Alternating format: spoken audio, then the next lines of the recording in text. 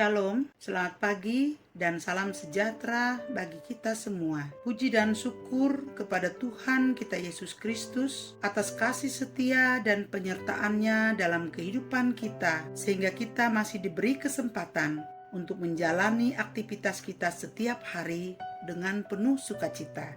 Untuk mengawali aktivitas kita pada hari ini, marilah kita membaca dan merenungkan firman Tuhan. Bersama saya, Berlina Mulyadi dari Majelis Jemaat GKE Palangka 1, Lingkungan Pelayanan 4. Sebelum kita membaca firman Tuhan, marilah kita berdoa.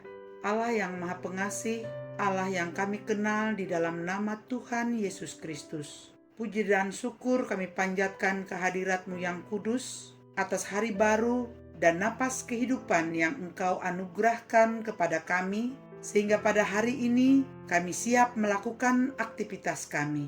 Kami memulai aktivitas kami pada hari ini dengan membaca bagian dari firman Tuhan. Tolong kami ya Bapa, melalui Roh Kudus-Mu, kiranya Engkau menuntun dan membimbing kami, agar kami boleh mengerti akan firman-Mu dan kami dapat melakukannya dalam kehidupan kami setiap hari.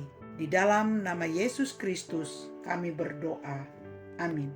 Pembacaan Alkitab untuk kita renungkan pada hari ini diambil dari kitab Ester pasal 2 ayat yang pertama sampai ayat yang ke-18 yang demikian bunyinya. Ester diangkat menjadi ratu. Sesudah peristiwa-peristiwa ini, setelah kepanasan murka Raja Ahasiweros surut, terkenanglah Baginda kepada Wasti dan yang dilakukannya dan kepada apa yang diputuskan atasnya.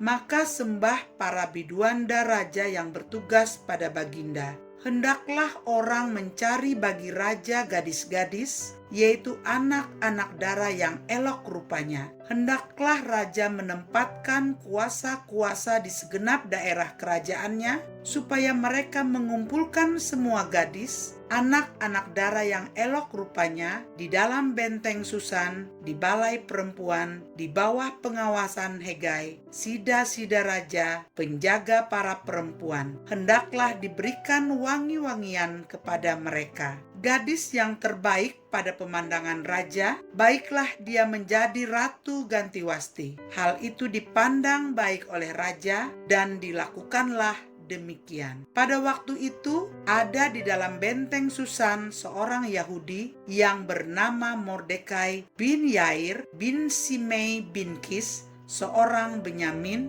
yang diangkut dari Yerusalem sebagai salah seorang buangan yang turut dengan Yehonya Raja Yehuda ketika ia diangkut ke dalam pembuangan oleh Raja Nebukadnezar, Raja Babel. Mordekai itu pengasuh Hadasa, yakni Ester, anak saudara ayahnya, sebab anak itu tidak beribu bapa lagi. Gadis itu elok perawakannya dan cantik parasnya. Ketika ibu bapanya mati, ia diangkat sebagai anak oleh Mordekai. Setelah titah dan undang-undang raja tersiar dan banyak gadis dikumpulkan di dalam benteng Susan di bawah pengawasan Hegai, maka Ester pun dibawa masuk ke dalam istana raja di bawah pengawasan Hegai, penjaga para perempuan. Maka gadis itu sangat baik pada pemandangannya dan menimbulkan kasih sayangnya, sehingga Hegai segera memberikan wangi-wangian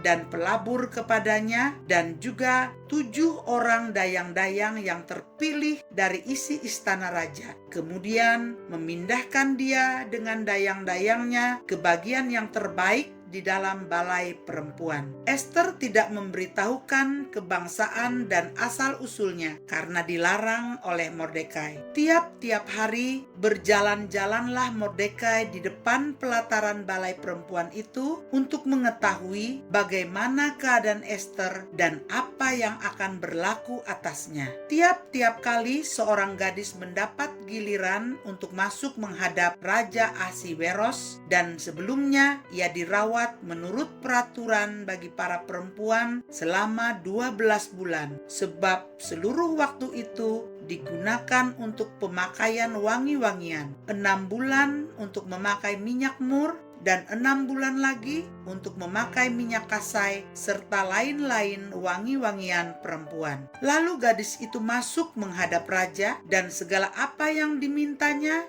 harus diberikan kepadanya untuk dibawa masuk dari balai perempuan ke dalam istana raja. Pada waktu petang ia masuk, dan pada waktu pagi ia kembali, tetapi sekali ini ke dalam balai perempuan yang kedua di bawah pengawasan Saasgas, sida-sida raja, penjaga para gundik. Ia tidak diperkenankan masuk lagi menghadap raja, kecuali jikalau raja berkenan kepadanya dan ia dipanggil dengan disebutkan namanya. Ketika Ester, anak Abihail, yakni saudara ayah Mordekai yang mengangkat Ester sebagai anak, mendapat giliran untuk masuk menghadap raja, maka ia tidak menghendaki sesuatu apapun selain daripada yang dianjurkan oleh Hegai, sida-sida raja, penjaga para perempuan. Maka Ester dapat menimbulkan kasih sayang pada semua orang yang melihat dia. Demikianlah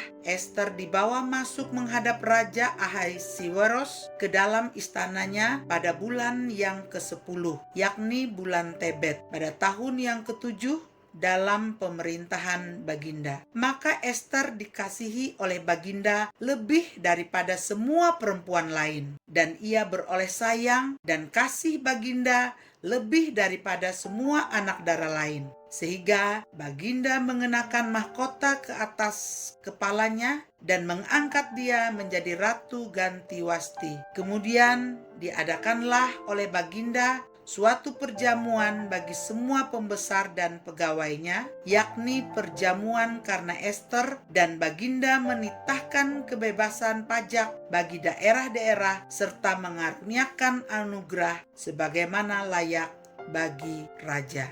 Demikian firman Tuhan. Berbahagialah orang yang mendengar firman Tuhan dan yang memeliharanya dalam kehidupannya setiap hari. Amin. Bapak, Ibu, saudara-saudari terkasih di dalam Tuhan Yesus Kristus. Berdasarkan pembacaan Alkitab tadi, saya akan menyampaikan renungan yang ditulis oleh Pikaris Ika Susana STH dengan tema Tidak Ada Yang Mustahil.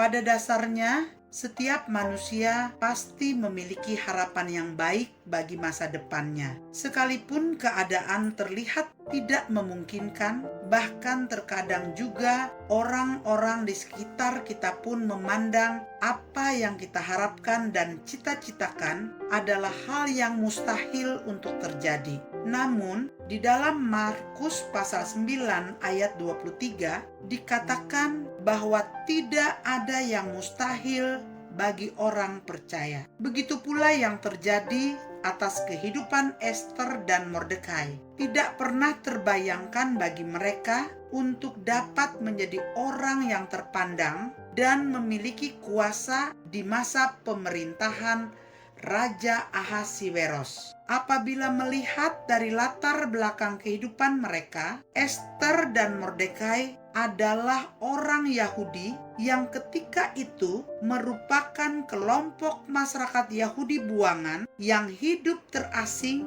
tercerai-berai dari bangsanya. Walaupun demikian, Tuhan tetap menunjukkan kuasanya dengan diangkatnya Ester menjadi ratu menggantikan Ratu Wasti.